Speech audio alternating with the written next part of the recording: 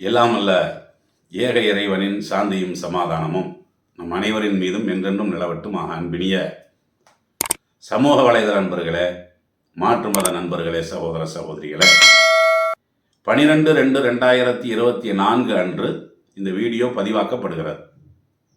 பொதுவாக உலகில் வாழ்கிற முஸ்லீம் சமுதாயத்தவர்கள் முஸ்லீம் அல்லாதவர்களை குறிப்பிடுகிற பொழுது இந்த காஃபிருங்கிற அரபு வார்த்தையை என்ன செய்வாங்கன்னா பயன்படுத்துவாங்க. அது தமிழ் பேசக்கூடிய முஸ்லீமாக இருந்தாலும் சரி, தெலுங்கு பேசக்கூடிய முஸ்லீமாக இருந்தாலும் சரி, எந்த ஒரு முஸ்லீமும் முஸ்லீம் அல்லாதவர்களை எப்படி குறிப்பிடுவாருன்னா காஃபிர் அப்படிங்கிற வார்த்தையை சொல்லி தான் குறிப்பிடுவார்.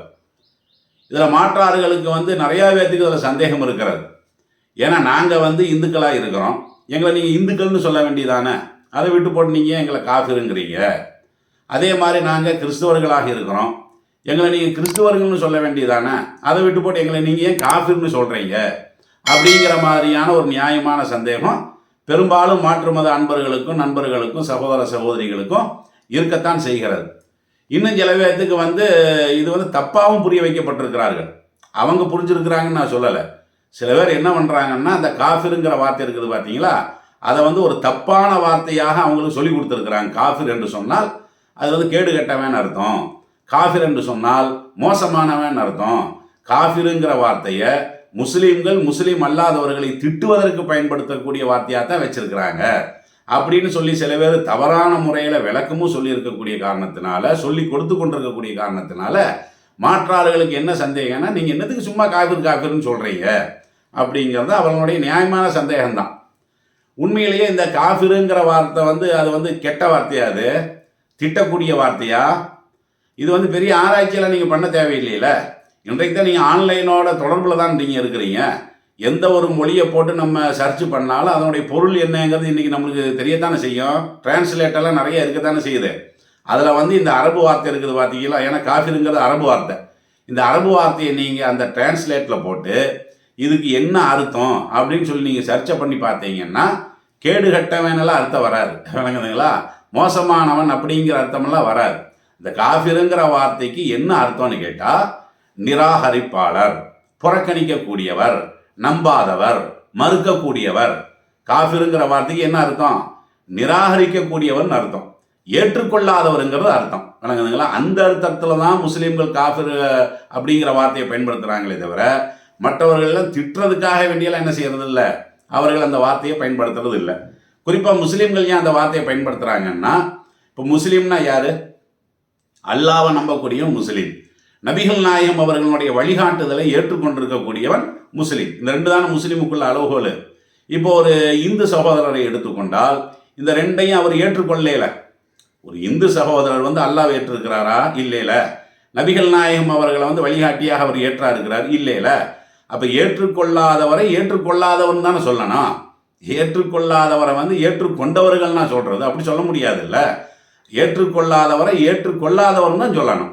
அதுதான் இந்த அரபு வார்த்தை. காஃபிர் அப்படிங்கிற அந்த அரபு வார்த்தை இருக்குது பார்த்தீங்களா, அதுக்கு என்ன அர்த்தம்னு கேட்டால், இவர் இஸ்லாமிய மார்க்கத்தினுடைய கடவுள் கொள்கையை ஏற்றுக்கொள்ளாதவர், நபிகள் நாயகம் அவர்களுடைய வழிமுறையை இவர் என்ன செய்யாதவர், ஏற்றுக்கொள்ளாதவர் அப்படிங்கிற அர்த்தத்தில் தான் அது இந்து மக்களை நோக்கி பயன்படுத்துகிறாங்களே தவிர, கிறிஸ்துவ மக்களை நோக்கி பயன்படுத்துகிறாங்களே தவிர, முஸ்லீம் அல்லாதவர்கள் நோக்கி பயன்படுத்துகிறாங்களே தவிர மற்றபடி என்ன இல்லை. இது ஒரு கெட்ட வார்த்தையாக நம்ம பயன்படுத்தணும் அப்படிங்கிறதுக்காக வேண்டியெல்லாம் என்ன செய்யலை, முஸ்லீம்கள் அந்த வார்த்தையை பயன்படுத்தலை. இதை மாற்றார்கள் நல்ல தெளிவான முறையில் என்ன செஞ்சுக்குங்க. ஏன்னா உங்களுக்கு இது மாதிரியான விளக்கங்கள் எல்லாம் நிறைய பக்கம் நீங்கள் கேள்விப்பட்டிருக்க மாட்டீங்க. அதுக்காக வேண்டியதான் இந்த விளக்கம் சொல்லப்படுகிறது. இதை இன்னும் கொஞ்சம் நீங்கள் ஆழமாக புரிவதாக இருந்தால், இந்த காஃபிருங்கிற அரபு வார்த்தை புரியறதுக்காக வேண்டி இந்த உதாரணத்தை நான் சொல்கிறேன். இப்போ நான் இந்து மதத்தை நான் ஏற்றுக்கொள்ளல. அதாவது இந்து மதம் என்பது இந்து சகோதரர்களால் பின்பற்றக்கூடியது அப்படிங்கிறத நான் அங்கீகரிக்கிறேன். கிறிஸ்துவ மதம் என்பது கிறிஸ்துவ சகோதரர்களால் பின்பற்றக்கூடியது அப்படிங்கிறத நான் அங்கீகரிக்கிறேனே தவிர, அது என்னுடைய மதமாக நான் ஏற்றுக்கொள்கிறேன்னா, கிறிஸ்துவத்தையும் நான் ஏற்றுக்கொள்ளலை, இந்து மதத்தையும் நான் ஏற்றுக்கொள்ளாமல் தான் நான் இருக்கிறேன். இப்போ நீங்கள் என்ன பண்ணுறீங்கன்னா, என்ன நீங்கள் காஃபிர்னு சொன்னீங்கன்னு வைங்களேன், எங்களுக்கு கோபமெல்லாம் வராது, விளங்குதுங்களா? ஏன்னா நீங்கள் உண்மையை தானே சொல்கிறீங்க. நான் உண்மையிலேயே இந்து மதத்தை நான் ஏற்றுக்கொள்ளலை, நான் நம்பலையில. அந்த அர்த்தத்தில் நீங்கள் என்ன காஃபிர் என்று நீங்கள் குறிப்பிட்டீர்கள் என்று சொன்னால் நான் அதை தப்பாக எடுக்க மாட்டேன். எந்த முஸ்லீம்களும் அதை தப்பாக எடுக்க மாட்டாங்க. ஏன்னா நீங்கள் சரியாக தானே சொல்கிறீங்க. இந்து மதத்தை ஏற்றுக்கொள்ளாத காரணத்தினால முஸ்லீம்களை நீங்கள் காஃபிர் என்று சொன்னால், இந்த காஃபிருங்கிற அந்த வார்த்தையினுடைய பொருள் இருக்குல்ல, அந்த பொருளினுடைய பார்வையில் இது தப்பெல்லாம் கிடையாது. ஒரு கிறிஸ்துவர் அவருடைய தரப்புல இருந்து இப்போ எங்களை வந்து காஃபிர்னு சொன்னான்னு வைங்களேன், அதெல்லாம் நாங்கள் விமர்சனம் பண்ண மாட்டோம். ஏன்னா ஏற்றுக்கொள்ளாதவர், மறுக்கக்கூடியவர் அப்படிங்கிற வார்த்தை தான் அந்த வார்த்தையினுடைய பொருள். விளங்குதுங்களா? இப்போ வந்து உங்களுக்கு இது வந்து எளிமையான முறையில் புரிஞ்சிருக்குன்னு நினைக்கிறேன். அதனால் இதெல்லாம் வந்து ஒரு தப்பான வார்த்தையாகவெல்லாம் நீங்கள் என்ன செய்ய தேவையில்லை, அப்படியெல்லாம் கருத வேண்டிய அவசியம் கிடையாது. இன்னும் சிலர்கள் இருக்கிறாங்க, அவர்களுக்கு நம்ம என்னதான் விளக்கம் சொன்னாலும் அவர்களுக்கு வந்து சில சந்தேகம் இருக்கிறது. என்ன சந்தேகம்னு கேட்டால், இப்போ முஸ்லீம்கள் நம்பக்கூடிய குரான் இருக்குது பார்த்தீங்களா, அந்த குரானில் வந்து சில வசனங்கள் எப்படி இருக்குதுன்னா, காஃபிர்களை வெட்டுங்கள் இருக்குது, காஃபிர்களை சிறைபிடியுங்கள் இருக்குது, அப்படி குரானில் வசனங்கள் இருக்கிறது. அப்போ இதையெல்லாம் வந்து சில மாற்றார்கள் வந்து படிக்கிறாங்க.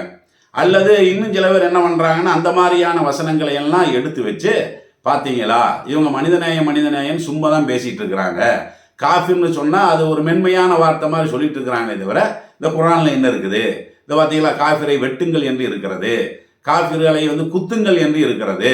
அப்போ எந்த அளவுக்கு வன்மமாக முஸ்லீம்கள் நம்மளை பார்த்துக்கிட்டு இருக்கிறாங்க, அவர்களுடைய வேதத்திலேயே அப்படி இருக்குதே அப்படிங்கிற மாதிரி என்ன செய்கிறாங்கன்னா சில பேர் தவறான முறையில் மக்களுக்கு வந்து இந்த மாதிரியான செய்திகளை சொல்கிறாங்க.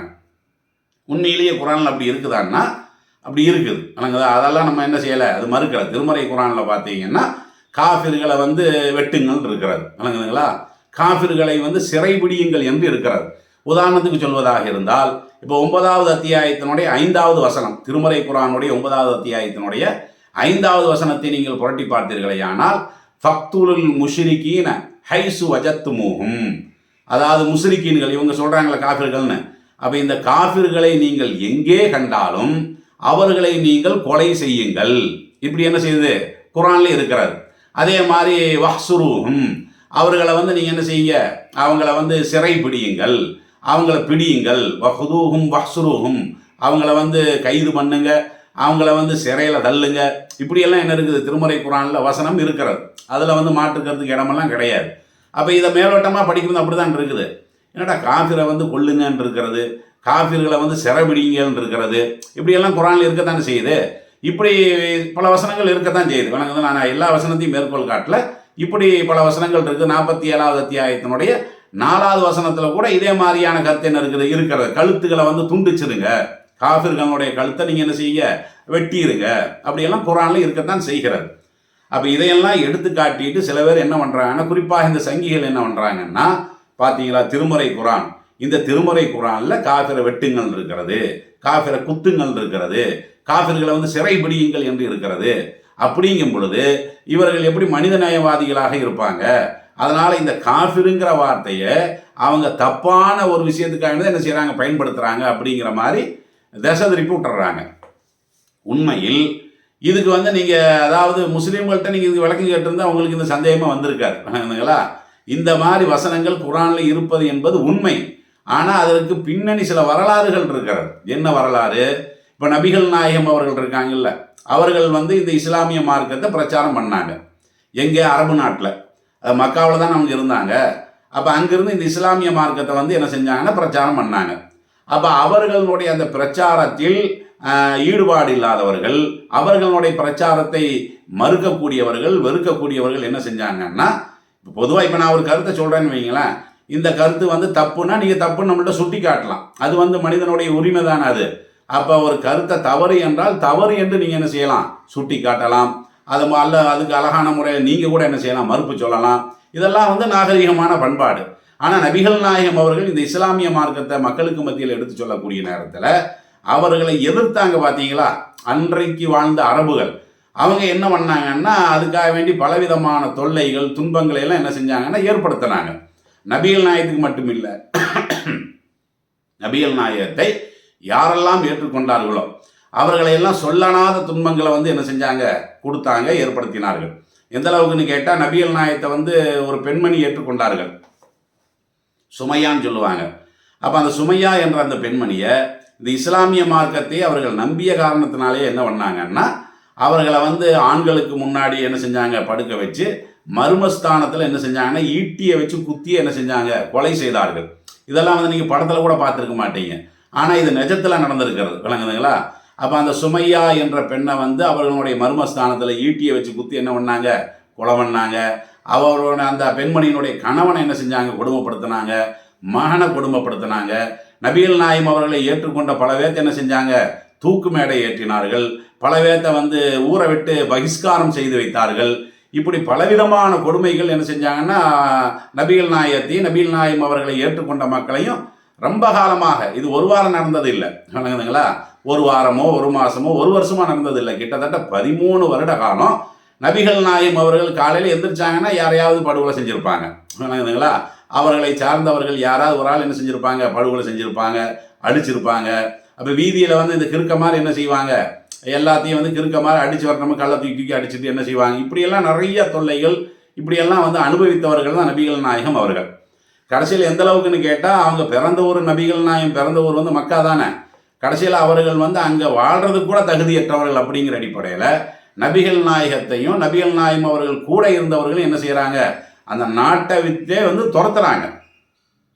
அதெல்லாம் சகித்து கொண்டு என்ன செஞ்சாங்க, நபிகள் நாயகம் அவர்களும் அவர்களுடைய தோழர்களும் வந்து மக்காவிலிருந்து மதீனாவுக்கு என்ன பண்ணாங்கன்னா அவங்க பயணம் மாரி போயிட்டாங்க. சரி, இனிமேல் நம்மளுக்கு இங்கே இருக்க முடியாது அப்படிங்கிற அடிப்படையில் அந்த ஊரையே காலி பண்ணிட்டு போனாங்க.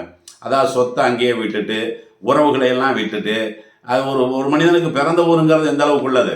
அப்போ அந்த மாதிரி கையில் ஒன்றுமே இல்லாமல் என்ன செஞ்சாங்கன்னா அப்படி நடைபயணமாக அவங்க மதீனாவுக்கு போயிட்டாங்க. கிட்டத்தட்ட 300 மைலுக்கு மேலே என்ன செய்யுது, அதுக்குள்ளே இருக்கும். அப்போ இந்த அளவுக்கு வந்து அது கரெக்டாக அந்த நம்மளுக்கு கிலோமீட்டர் தெரியல, ஆனால் அது வேற ஒரு ஊர். மதீனாவும் மக்காவும் இது வேற ஊர், அது வேற ஊர். அப்போ இந்த மாதிரி என்ன பண்ணுறாங்கன்னு இந்த கொடுமையெல்லாம் தாங்க முடியாமல் மதீனாவில் போய் என்ன செய்கிறாங்க, நபிகள் நாயகம் அவர்களும் அவர்களை ஏற்றுக்கொண்ட முஸ்லீம்களும் அங்கே போய் என்ன செய்கிறாங்கன்னா ஒரு அமைதியான வாழ்க்கையை வாழ்கிறாங்க. இங்கே அவர்கள் என்ன பிரச்சாரம் செய்தார்களோ அதே மாதிரி அங்கேயும் அவர்கள் என்ன செஞ்சாங்க, அழகான முறையில் நளினமான முறையில் மக்களுக்கு அவர்கள் அறிந்த சத்தியத்தை எடுத்து சொல்லிட்டு இருந்தாங்க. இதுக்கு இடையில இந்த மக்காவிலிருந்து இவர்களை அடித்து வரட்டினாங்க பார்த்தீங்களா, இவங்களுக்கு வந்து அந்த ஆத்திரம் தாங்கலை. என்ன பண்ணுறாங்கன்னா மக்காவில் இருக்கக்கூடிய நபிகள் நாயகத்தினுடைய எதிரிகளை எல்லாம் சேர்த்தி கொண்டு போர் செய்கிறதுக்கு போகிறாங்க. எங்கே, மதீனாவில் போயிட்டாங்க நபிகள் நாயகம் அவர்களுடைய தோழர்களும். அங்கே போக வேண்டிய அவசியமே கிடையாது. ஆனாலும் இவங்க என்ன பண்ணுறாங்க, மக்களை எல்லாம் ஒன்று திரட்டிட்டு போய் அவங்கள அங்கேயும் இருக்க விடக்கூடாது, அவங்கள அங்கேயே சாகடிச்சிடணும் அப்படிங்கிற அடிப்படையில் யுத்தத்துக்கு தயாராகி என்ன செய்கிறாங்க, போகிறாங்க. அப்படி போகக்கூடிய நேரத்தில் தான் நம்ம கூட ஒரு பழமொழியை கேள்விப்பட்டிருப்போம்ல, குட்டை குட்டை குனிகிறவனும் மடையன். அவன் குனிஞ்சுக்கிட்டே இருக்கிறான்னு சொன்னால் அவனை போட்டு கொட்டிகிட்டு இருக்கிறவனும் மடையன். அது ஒரு மடையனுடைய வேலை தானே. அப்போ கிட்டத்தட்ட 13 வருஷம் வந்து இவங்க அடித்தாங்க, உதைச்சாங்க, ஏசுனாங்க, பேசுனாங்க, சொத்தை பறிச்சாங்க, என்னென்னமோ பண்ணாங்க. அதெல்லாம் நம்ம தாங்கியாச்சு. இப்போ வேற ஒரு ஊரில் வந்ததுக்கு பின்னாடி இப்போ நம்மளை அடிக்க வர்றாங்கன்னா அப்போ நம்ம அமைதியாக இருக்கக்கூடாது இல்லை. நபிகள் நாயகம் அவர்களும் வந்து இறை தூதராக இருந்த காரணத்தினால இறைவனுடைய அறிவிப்பின் மூலம் அவர் மக்கள்கிட்ட என்ன சொல்கிறாருன்னா, இனிமேல் நம்ம அமைதியாக இருக்கக்கூடாது. ஏன்னா அவங்க தானே நம்மள்கிட்ட போருக்கு வர்றாங்க, நம்மளாம் அவங்கள போலையில. அப்போ அவர்கள் போருக்கு வரக்கூடிய நேரத்தில் நம்மளுடைய பெண்களை காப்பாற்ற வேண்டிய கடமை நம்மளுக்கு இருக்கிறது, குழந்தைகளை காப்பாற்ற வேண்டிய கடமை நம்மளுக்கு இருக்கிறது. அதனால் அந்த காபிர்கள் இந்த மக்காவிலிருந்து மதீனாவை நோக்கி வந்தார்களே, ஆனால் அவர்களை நீங்கள் வெட்டுங்க, அவர்களை நீங்கள் குத்துங்க அப்படின்னு சொல்லி அவர்களை அடித்தவர்களை நோக்கி சொன்ன அந்த சம்பவங்கள்லாம் திருமறை குரானில் சொல்லப்படுது. விளங்குது அவங்களுக்கு? அவர்களை வெட்டுங்கள் அப்படிங்கிற வார்த்தை தான் இருக்கும் குரானில். நீங்கள் பார்த்தீங்கன்னா அவர்களை வெட்டுங்கள்னா அவர்கள்னா எவர்கள்? இன்றைக்கு இந்தியாவில் இருக்கக்கூடிய இந்துக்களா, இன்றைக்கு இந்தியாவில் இருக்கக்கூடிய கிறிஸ்துவர்களா? இல்லை, அது ஒரு வரலாற்று பின்னணியை சொல்லப்படக்கூடியது. அதெல்லாம் தப்பெல்லாம் கிடையாது. பெருசாக வேணாம். இன்றைக்கு இந்தியாவை நோக்கி வந்து படையெடுத்து வர்றான்னு வைங்களேன், பாகிஸ்தான்காரன் என்ன பண்ணுவாங்க, நம்ம மோடி அவர்கள் என்ன பண்ணுவாங்க, எதிர்த்து ஃபைட் பண்ணுவாங்கல்ல, இராணுவத்தை அனுப்புவாங்கல்ல, அங்கே எவனெல்லாம் படையெடுத்து வர்றானோ அவனை அடித்து கொள்ளுங்கன்னெல்லாம் சொல்லுவாங்கல்ல, குண்டெல்லாம் போடுவாங்கல்ல. அது நம்ம நியாயம் தானே சொல்கிறோம். ஏன், யார் வந்து பாதிக்கப்படுகிறார்களோ பாதிக்கப்பட்டவர்களுக்கு திருப்பி திருப்பி பாதிப்பை ஏற்படுத்தக்கூடிய நேரத்தில் அவர்கள் திருப்பி அடிக்க தானே செய்வாங்க. அந்த மாதிரியான சம்பவங்கள் தான் குரானில் சொல்லப்படுது. காஃபிருங்கிற வார்த்தை ஆனது அவங்களுக்கு.